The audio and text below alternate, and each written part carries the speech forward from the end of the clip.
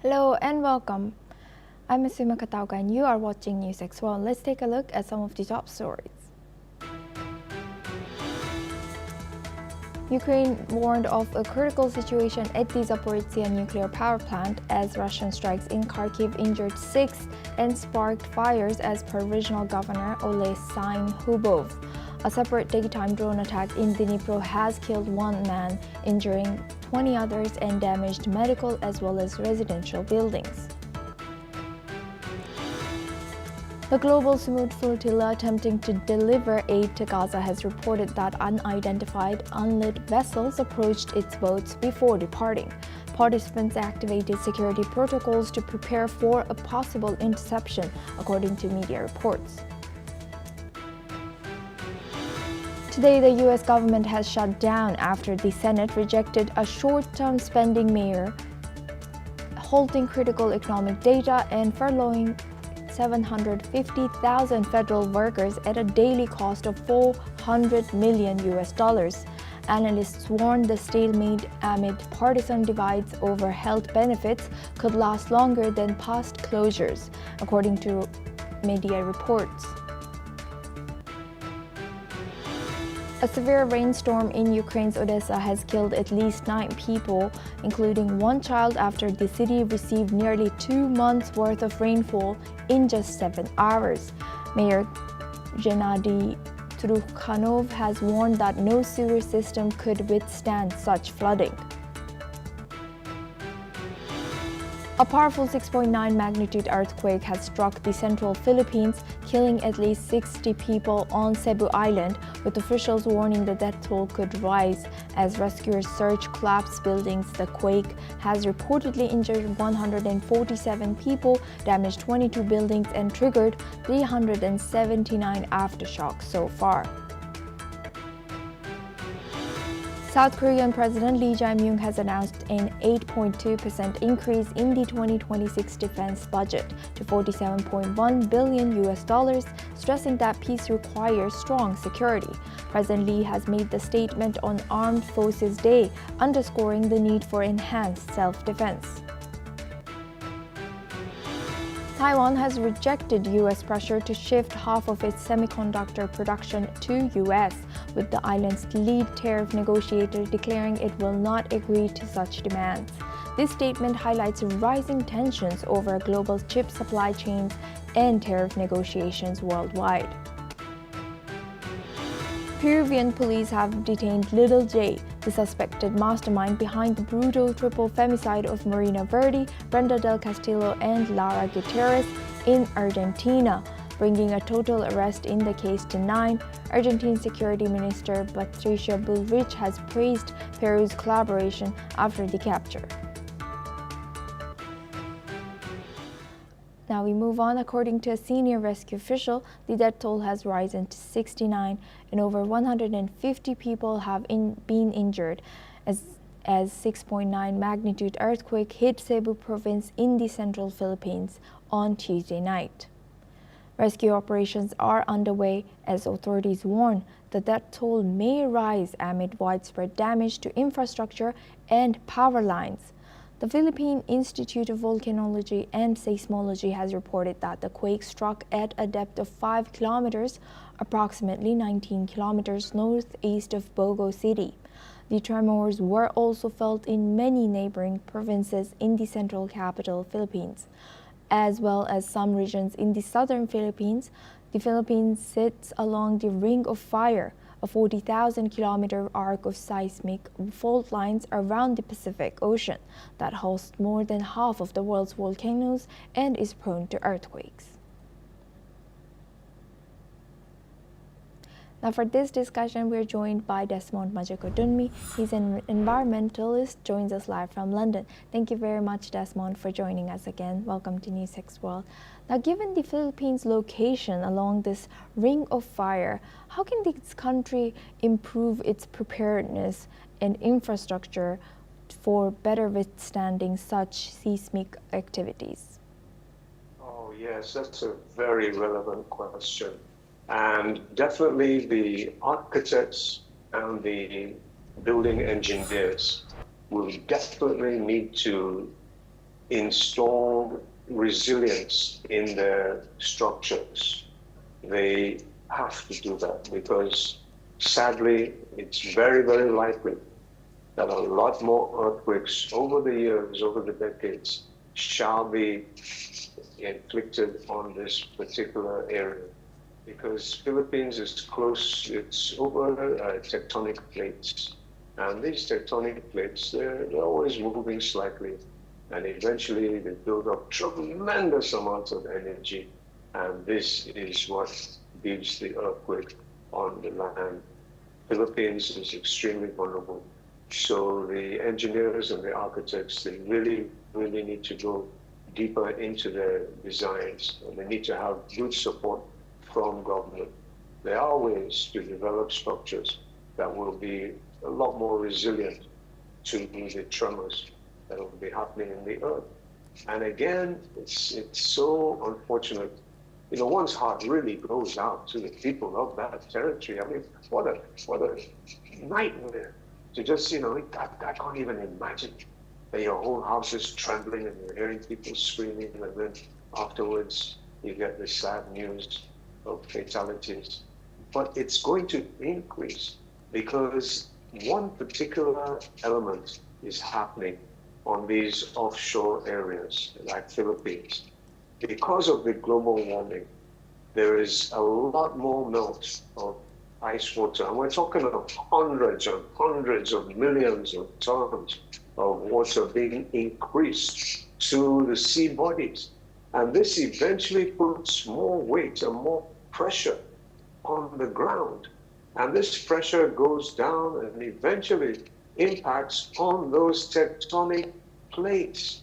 Although there's no direct link in terms of, okay, you know, more heat is going to cause more earthquakes, but indirectly, this is the case. So Philippines should be at the vanguard of ensuring that we start doing the right thing with nature and start living in harmony with nature and stop this pollution of the atmosphere that is causing the global warming, which indirectly could cause more severity of these earthquakes. Our hearts go out to our brothers and sisters in the Philippines, and we hope that they shall be very, very strong advocates for caring for nature, so nature can care for us. Yes, indeed, we do send our prayers and condolences to the affected families in that region. Thank you very much, Desmond Majakadunmi, for joining us and sharing that insight from London.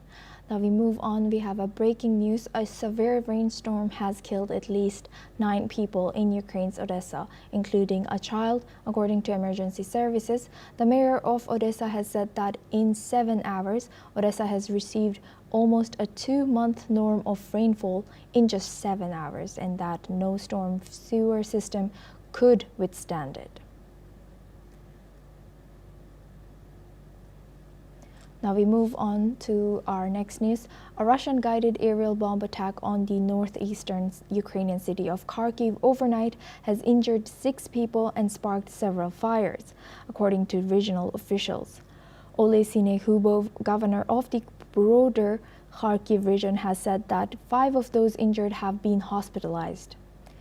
Moreover, Ihor Terekhov, mayor of Kharkiv, has said that the attack also sparked a fire at one of the city's markets and set at some residential buildings as well. Meanwhile, Russian local media citing Russia's defense ministry has stated that Russian air defense units have destroyed 20 Ukrainian drones overnight. Now for this discussion, we're joined by Gilbert Doctorow. He's an international relations and Russian affairs expert, joins us live from Brussels. Thank you very much, Doctorow, for joining us. Good to see you.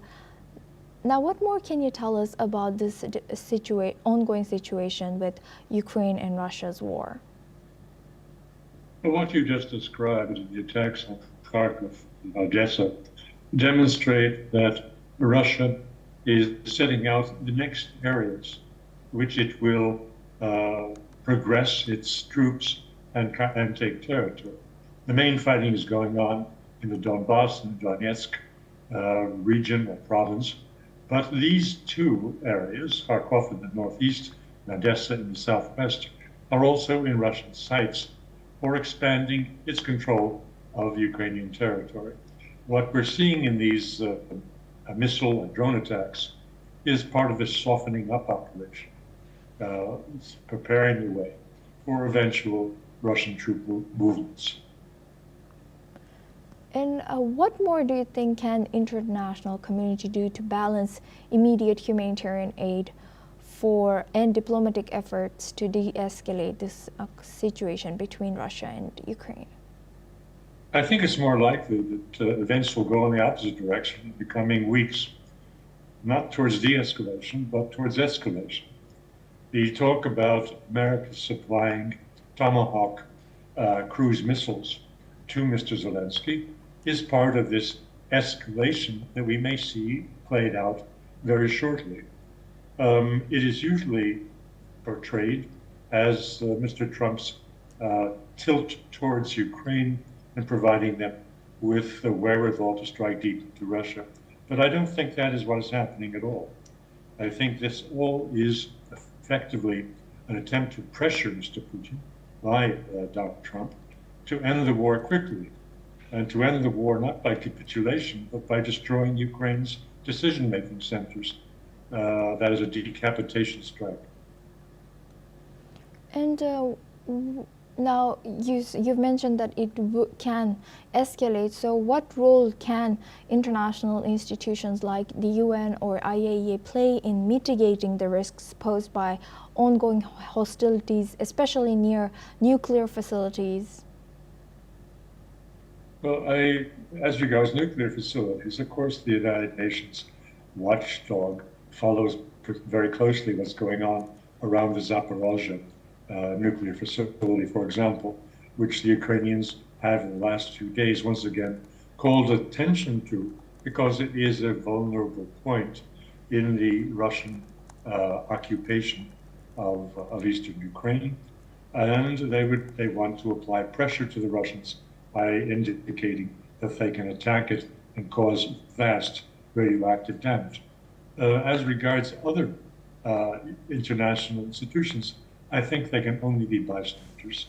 The big play now is between Russia, the EU, and the United States. Thank you for sharing that insight. Please stay with us as we come back to you. And now we stay on this topic. US President Donald Trump's envoy, Keith Kellogg, has floated the possibility of long-range strikes by Ukraine against Russia with American weapons following the administration's recent pivot on the conflict. In a televised interview, Kellogg was asked whether President Trump had authorized strikes deep into Russian territory days after Moscow was accused of sending fighter jets and drones that violated the airspace of several European nations, which Russia denies. Now have a look at what he has said. I don't know if his generals are telling him the truth or not, but he cannot overpower NATO. He cannot overpower the West. He just can't. He does not have the capacity to do it. I have talked to senior leaders in Washington, D.C., and I've been asked that very question. Can Russia win this war? I said, no, they can't. They do not have the capability to win the war after 3 years. Now for this discussion, we go back to Gilbert Doctorow. He's an international relations and Russian affairs expert. Thank you very much for staying with us. Now looking at this news coming in, and you've already mentioned a little bit about this in our earlier discussion, do you think U.S. can still be a mediator between Russia and Ukraine, and why do you think U.S. is now leaning towards Ukraine? Well, I think the United States has abandoned the role of mediator. Instead, it is trying to prompt the Russians to do what it has to do to end the war very quickly. In that regard, you have statements not only by General Kellogg, but also by Vice President Vance, who spoke yesterday with reporters and issued his own line of taunts against Russia, saying that their economy is a shambles, it's falling apart, that all of these attempts to advance their armies is being frustrated, that they're not making significant advances, that thousands of people are dying each week for nothing. So that is the latest position of the Trump administration. Mr. Trump himself has said similar things when he spoke to the 800 generals assembled in the suburbs of Washington a day ago. And what is this all about? It's not a tilt towards Ukraine. It is a stick being used to taunt and prompt the Russians to do something to end the war quickly and not to drag it out, as Mr. Putin's war of attrition policy is doing.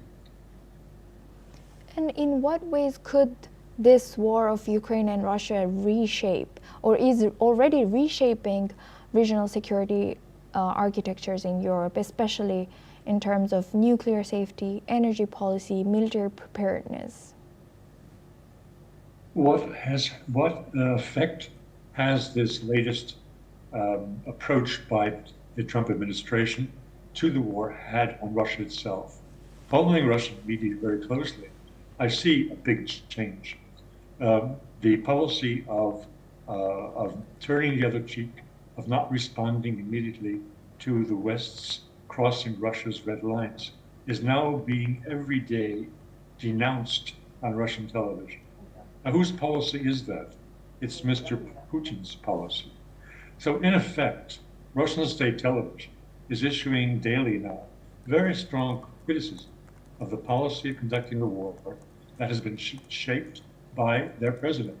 So one of two things is about to happen. Either Mr. Putin will be replaced, be pushed out of office, or Mr. Putin himself is changing his policy from this slow war of attrition to a decapitation strike. Now, this is the answer to Mr. Kellogg. Russia can perfectly well destroy Ukraine at any moment of its choosing. Mr. Putin has refrained from doing that because he's behaving like a lawyer and not by a military commander. If he changes his policy, and tomorrow they send the Rechniks to Bankovskaya Street in downtown Kiev and wipe out the administrators and the person of Mr. Zelensky by bombing, then the war will end in a couple of days. That is where we stand today. With that, I would like to thank Gilbert Doctorow for joining us from Brussels and sharing that insight throughout our news. Now we move on to North America. The U.S. Trade Representative Jamieson Greer has said that U.S. tariffs on Chinese imports of around 55% are a good status quo, but that the Trump administration would like to find areas where bilateral trade could increase more freely. Greer's comments have indicated no immediate move towards lowering President Donald Trump's tariffs on Chinese goods ahead of the November 10 deadline for the expiration of a trade truce between the world's two largest economies. Meanwhile, Taiwan has said that they will not agree to a deal with U.S. for half of its semiconductor production to take place in U.S. This comes after U.S. Secretary of Commerce Howard Lutnick has said that America's pitch to Taiwan would be a 50-50 split in making chips. Taiwan's Vice Premier Cheng Li-Chun has said that she had not discussed the 50-50 idea suggested by the U.S. during the talks and that Taiwan's negotiating team has never made such a commitment. Now for this discussion, we're joined by Andrew K.P. Long. He's a China strategist, joins us live from Hong Kong. Thank you very much, Andrew, for joining us again. Good to see you. Now with this expiration of U.S.-China trade truce coming soon, what are the priority for both countries for the next phase of trade, if there are to be any negotiations?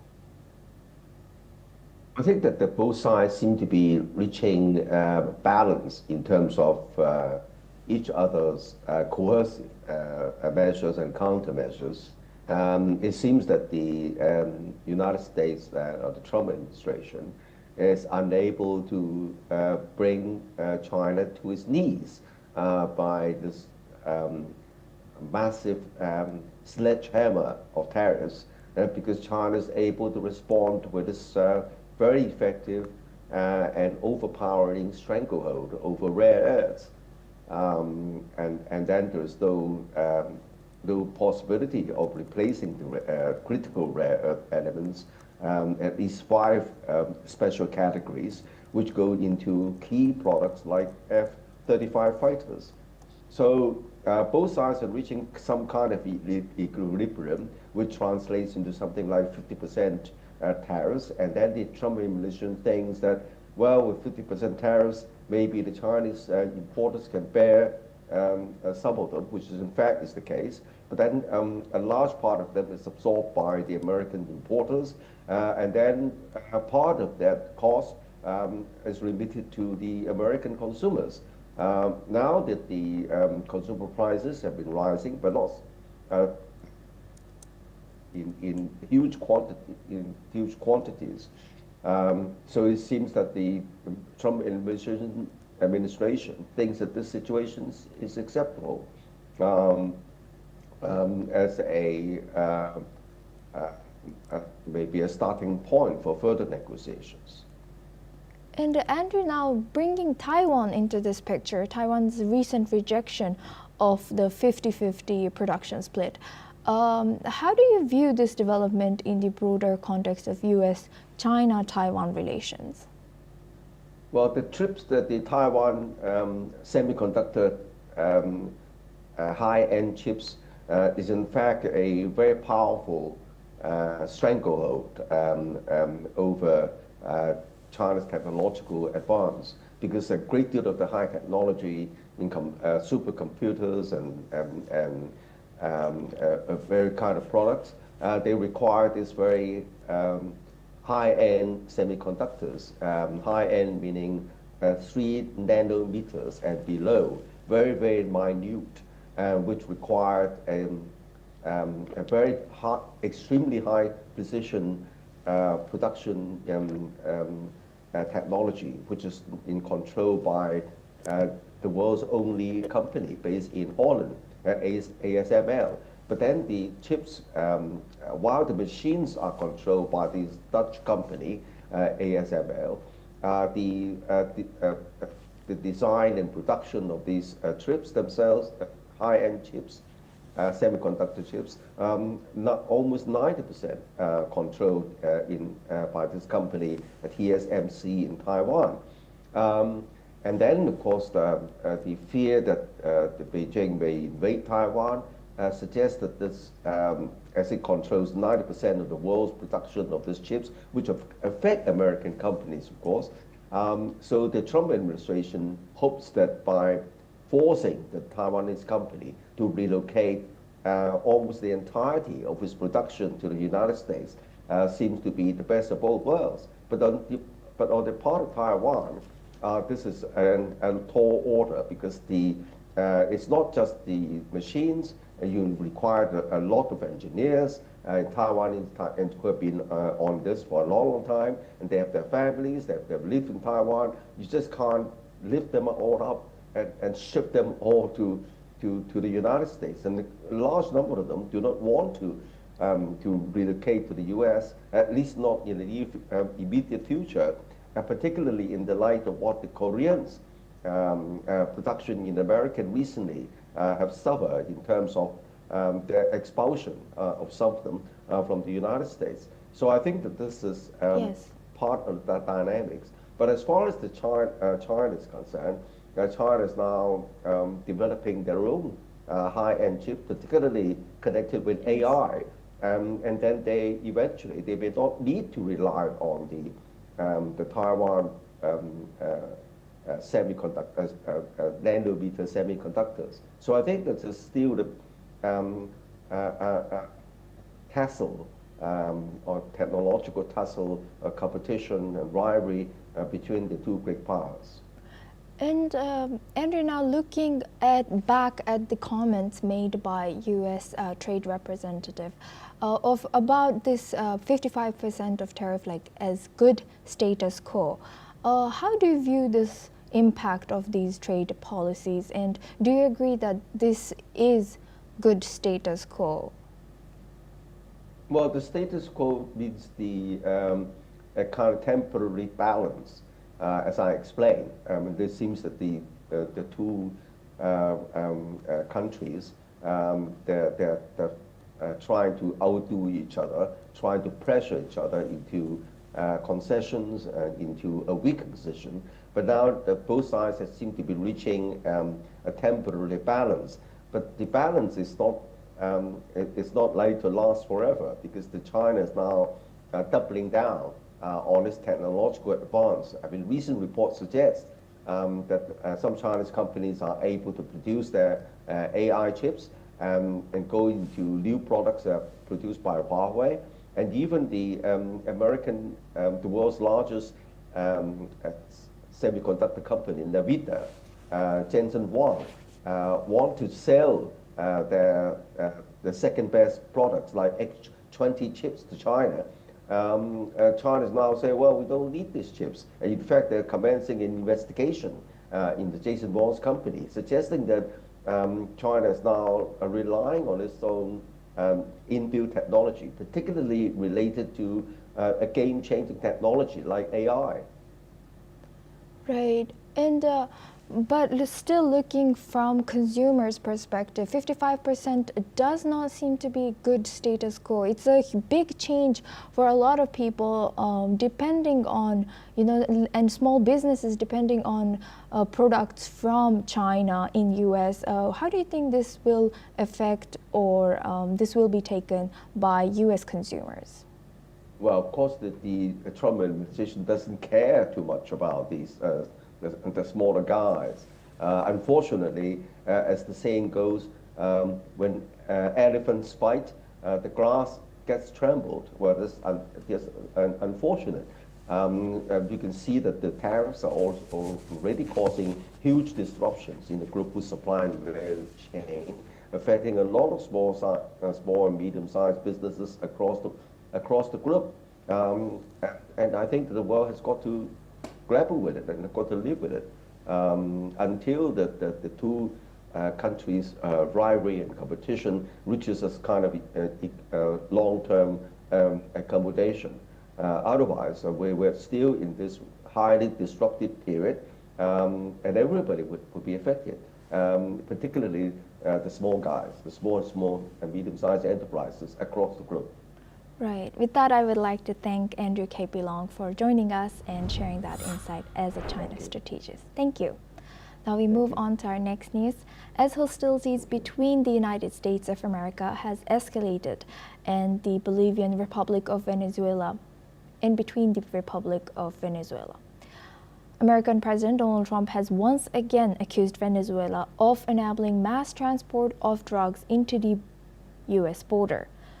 Elsewhere, Venezuelan President Nicolas Maduro had received a military doctorate degree as American warships close in on the North American country. Let's listen in to what President Donald Trump has said. We'll see what happens with Venezuela. Venezuela's been very dangerous with drugs and with other things, and they've been very, very dangerous. So we'll see what happens with Venezuela. We had a lot of drugs coming in through water. We call it water drugs, just a simple term. We don't have any boats on the water.